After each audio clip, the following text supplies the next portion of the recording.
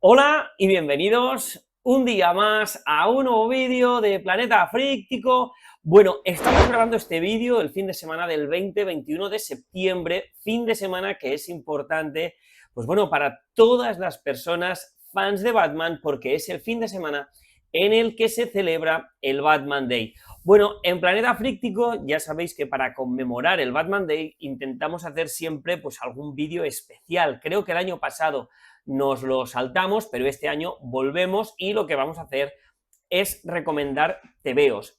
Este año, pues bueno, vamos a hacer una cosa bastante, vamos a decir, común, una cosa pues que en YouTube es fácil de encontrar y que no habíamos hecho hasta ahora. Lo que vamos a hacer es, pues bueno, hacer una especie de top 5, ¿no?, de los cómics que consideramos que, pues bueno, son de nuestros favoritos para empezar a leer Batman. Es decir, si queremos de alguna manera entender cómo empieza el murciélago, pues hemos seleccionado, pues eso, 5 lecturas que creemos que son ideales para meterse con el personaje. Son lecturas que son súper topicazos, son lecturas que son hiper conocidas, pero son lecturas que yo creo que una vez las haces, pues comprendes mucho mejor la esencia de Batman. No en vano son de mis lecturas favoritas del murciélago, la mayoría son lecturas, vamos a decir, clásicas, que no cuestan de leer, que son muy sencillitas y que, como digo, creo que recogen esa esencia de Batman.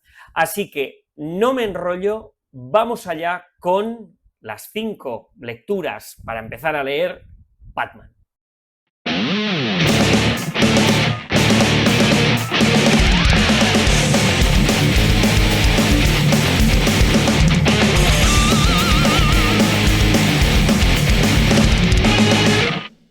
Vamos a seguir un orden concreto y el orden viene marcado por el primer tebeo que os vamos a enseñar, que es precisamente este Batman Año 1 de Frank Miller y David Mazzucchelli. Bueno, esto es un clasicazo de Batman, esto es un imprescindible de Batman, para mí es de las primeras lecturas que una persona puede hacer y a partir de ahí luego podremos entender cómo funciona Batman.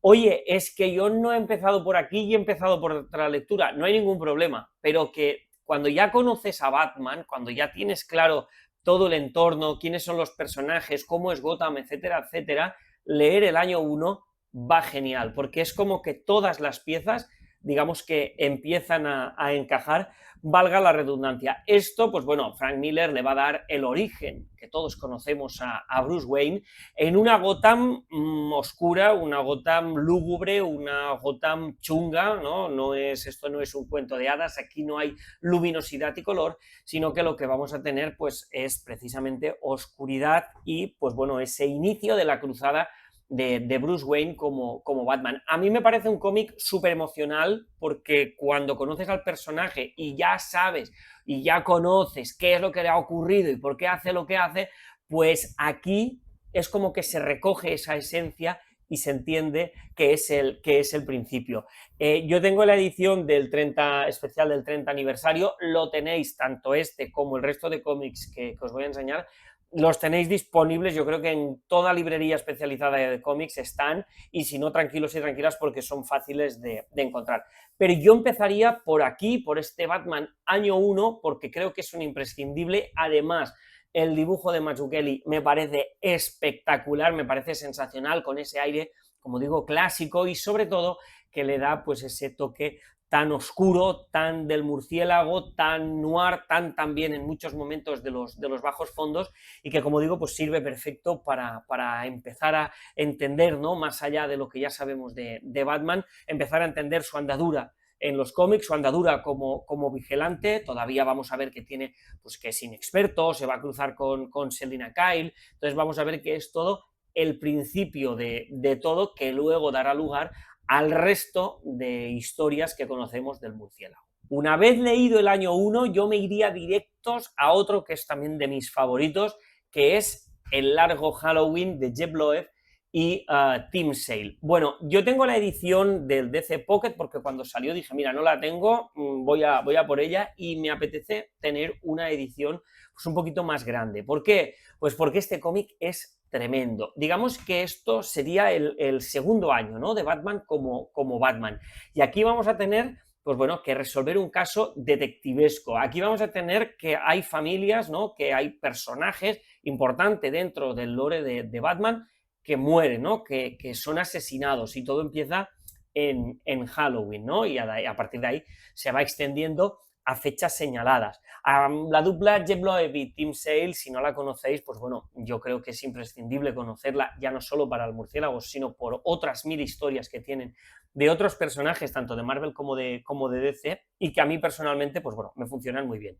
Claro, si lo comparamos con el año 1, esto ya tiene un poquito más de enjundia, ¿no? Esto ya son más números. Si no recuerdo mal, lo voy a mirar, creo que son 12 números, 13 números los que abarca el largo Halloween.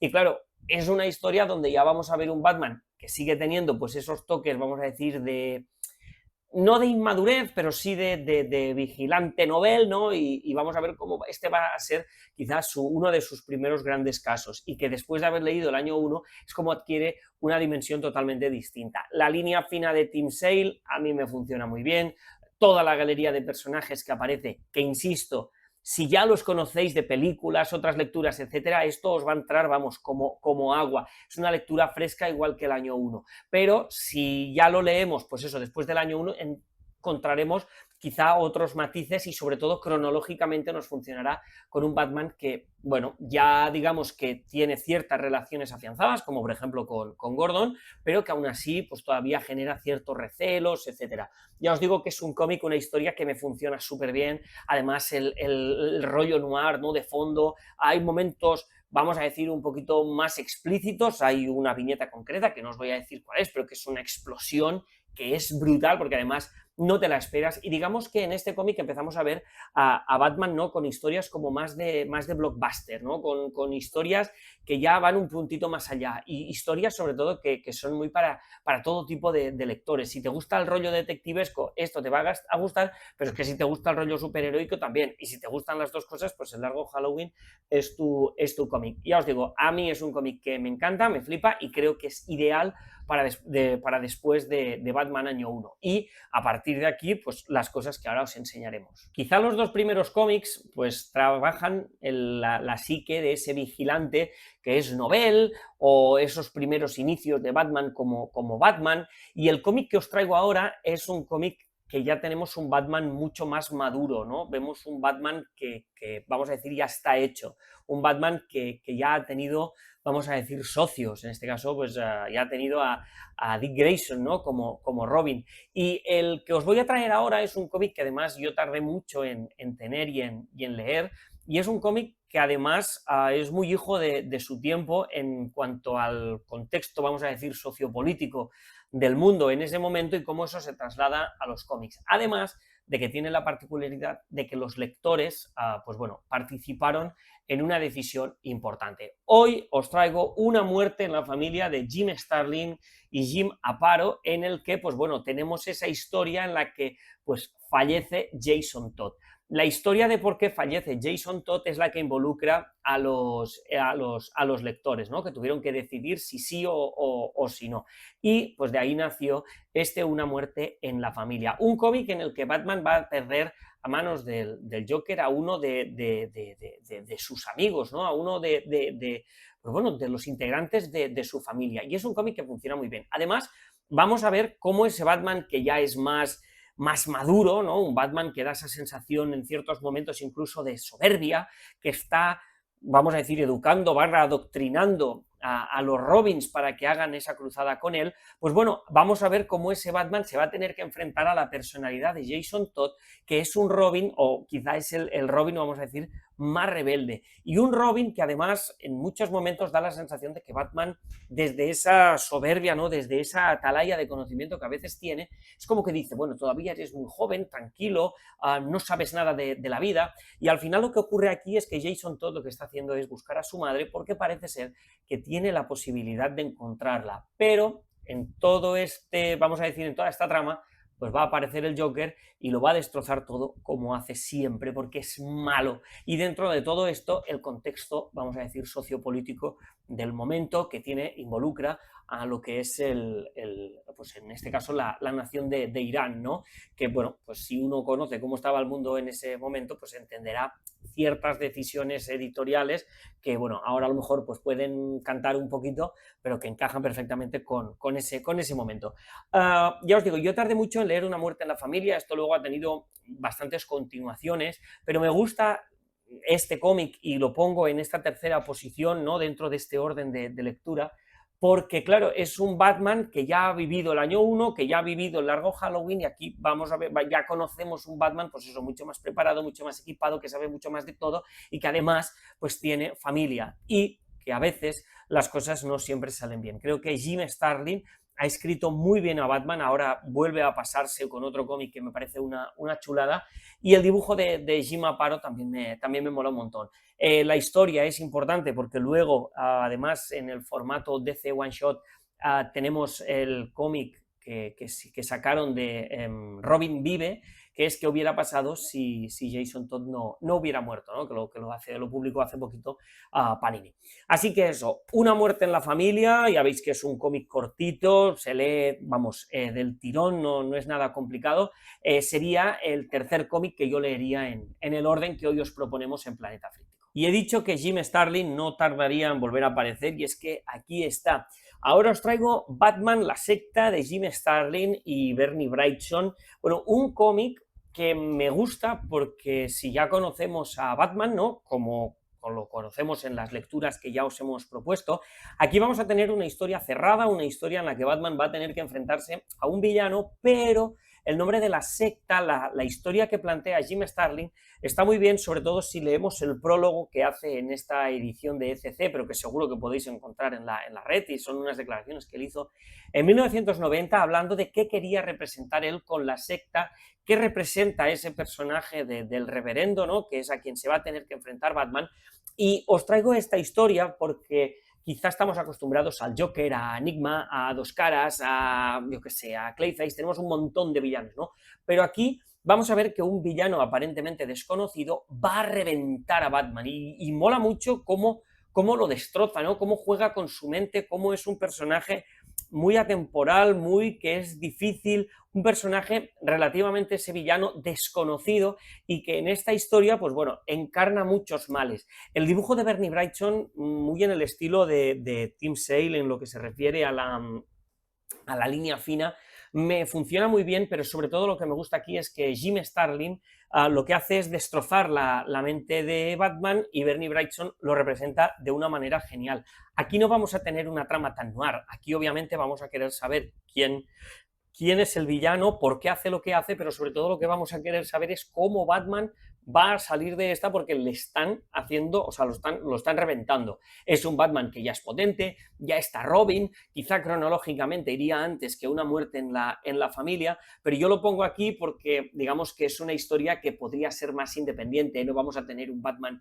vamos a decir, novel o inmaduro, sino que es el Batman que todos conocemos, pero que lo vamos a enfocar desde un punto de vista en el que le están haciendo daño, en el que lo están reventando, y es una historia también que ocupa bastante. A mí me gustó muchísimo cuando lo sacó ECC en su momento, me subí porque no conocía la historia, parece que la portada además también ayuda un montón, y es una historia que si conocemos al personaje y hemos leído más cosas de él, nos va a gustar por eso, porque nos va a llevar a lugares, a villanos que hasta este momento a lo mejor no conocíamos o que no son tan conocidos como los otros que os he mencionado. Y voy a cerrar con una novedad de Panini de hace nada, de hace escasamente un mes, una novedad que salió en agosto, que además os hice reseña no hace mucho, porque es un cómic que tiene ese aire clásico, que vamos a volver un poco a ese Batman, vamos a decir, novel, ese Batman que está empezando, aunque quizá no de una forma tan marcada como, por ejemplo, el largo Halloween. Os traigo Batman, Patrones Oscuros, de Dan Watters, Hayden Sherman y Tiona Farrell, que, como digo, pues bueno, es un cómic que salió hace no mucho, publicado por Panini, bajo ese sello DC One Shot, el mismo sello que antes que este Batman Patrones Oscuros sacó el Robin Vive, que os lo recomiendo como lectura complementaria a esa muerte en la familia, y este Batman Patrones Oscuros además ha sonado bastante, más allá de que me parece que es una portada tremenda, creo que ha sonado bastante porque es un cómic que funciona muy bien porque precisamente se aleja de historias, pues bueno, más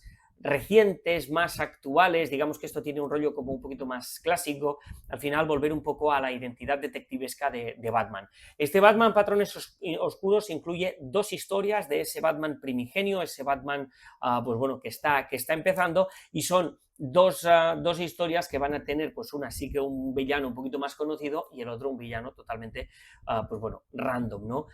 Funciona muy bien, para mí es de lo mejor del año, creo que Panini ha acertado además con este formato, tiene que salir una segunda parte a lo largo de 2026, pero si queréis sabor clásico de Batman, tenéis que ir a este Batman Patrones Oscuros. Oye, es que no he leído nada de Batman, pero conozco al personaje, no voy a leer nada de lo que me ha recomendado antes, ¿puedo entrar aquí? Sí, por supuesto, realmente cualquiera de las historias que os he traído la podéis leer de forma independiente, pero yo sí seguiría el orden que os he dicho hasta Batman la secta, y este, si queréis, pues lo podríais meter entre el Batman año 1 y el largo Halloween, o justo después del largo Halloween. Ahí más o menos es donde yo pondría este Batman Patrones Oscuros, que está súper bien. Creo que Dan Watters sabe recoger la esencia clásica del personaje, que son aventuras, que son una historia de 3 números y otra historia de 3 números, cosas cerraditas que funcionan, historias cortas pues bueno, de un corte, vamos a decir, noir, que funciona muy bien y que encaja con ese Batman, vamos a decir, tan clásico. Y llevamos ya un cuarto de hora y os prometo que el vídeo pues se me ha pasado volando. Me encanta recomendar cómics de Batman, me gusta hacer cosas para el Batman Day, y bueno, en Planeta Frícticos se nos ha ocurrido que este año podíamos hacer esto para traeros historias muy conocidas de Batman. A lo mejor, si sois personas que estáis empezando con el personaje, pues son cómics que os pueden ir bien, yo creo que sí, y además pues vais a descubrir esa parte un poquito más clásica, que creo que Batman, sus historias clásicas no nos tienen que asustar, porque creo que funcionan muy bien.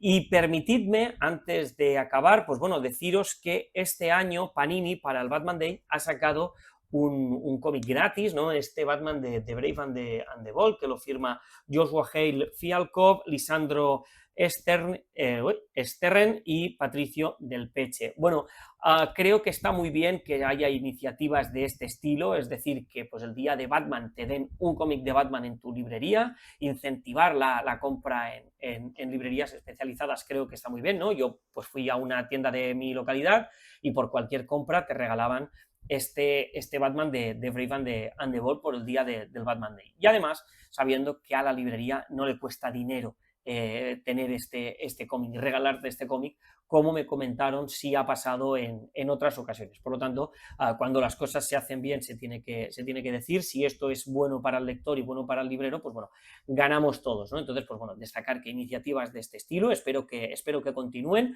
porque creo que están muy bien. Espero también que en el vídeo de lecturas pues lo haya leído ya y os comente qué me ha parecido. Y nada más, hasta aquí el vídeo especial para el Batman Day, y este vídeo con esas 5 recomendaciones de lectura de forma cronológica, esos 5 clásicos del murciélago que hay que conocer, que hacemos en Planeta Fríctico, pero que ya sabéis que aquí no hacemos nada para sentar cátedra. Si no estáis de acuerdo con nosotros, dejádnoslo en comentarios, decidnos cuáles son vuestros cómics para empezar a leer el murciélago, en qué orden lo haríais. Como os decimos siempre, nos podéis dejar lo que queráis, que estaremos encantadísimos de contestaros. Y si sois nuevos o nuevas por el canal, ahora os dejaremos enlace a otro tipo de contenido que hacemos, por si le queréis echar un ojo.